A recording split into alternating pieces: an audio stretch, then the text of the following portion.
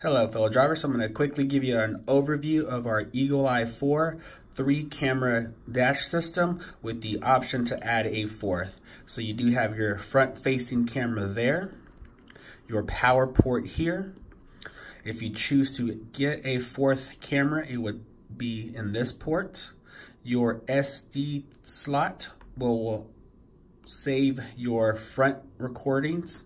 If you do get a fourth camera, this SD slot would actually save videos from your front and your fourth camera.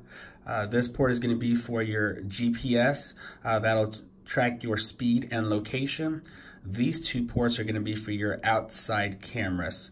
So typically it's a 3-camera system, 1, 2, 3, with your front saving to your SD slot there.